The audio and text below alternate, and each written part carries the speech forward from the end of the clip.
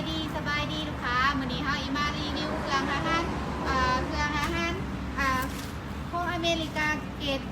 A เลยเนาะตัวนี้ของอเมริกาของแท้แน่นอนเลยเนาะลูกค้าตัวนี้มันเป็นเกรด A เครื่องมายังบ่ทันได้นุ่งเด้อลูกค้าตัวนี้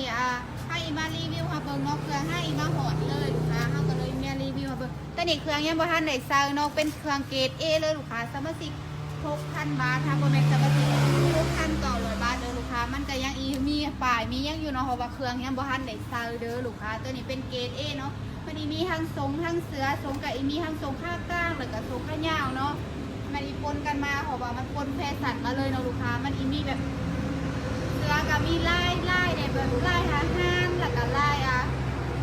ป่าไม้ลายปลาใหม่ลายกวางลายมียังก็มีเนาะเครื่องทหารมีลายแบบทหารลายเสือเนาะลูกค้าตัวนี้ค่ะแต่ว่าตัวนี้เป็นเกรด A ของเขาเลยเนาะลูกค้าเครื่องยังบ่ทันได้ใส่เครื่องยังมาเลยเนาะหอยฝ่ายกระปุกโตเลยเด้อลูกค้าสำหรับกระสอบเครื่องอาหารนี่ตัวนี้นี่แมนนี่ประมาณ80-500ตัวเด้อลูกค้าตัวนี้มันโบเมนของเกาหลีของญี่ปุ่นยังเลยมันอีเป็นของอเมริกาแท้ๆแน่นอน100%เลยเนาะลูกค้าตัวนี้ค่ะเครื่องยังงามอยู่เพราะว่าตัวนี้มันเป็นเกรด A เลยเนาะลูกค้าสมาชิกกับ6,000 บาทค่ะโบเมนสมาชิกเป็น6,900 บาทเด้อลูกค้า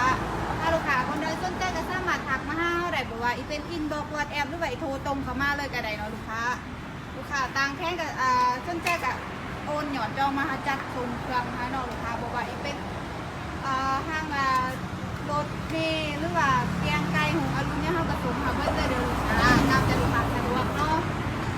ถ้าเป็นลูกค้านะก็ร่วมกันสามารถเขาว่าเบิ้งมาส่งเครื่องเท่าไหร่เนาะเพราะว่าห้างมีเครื่องเป็นตัวอย่างถ้าลูกค้าก็สนใจกัน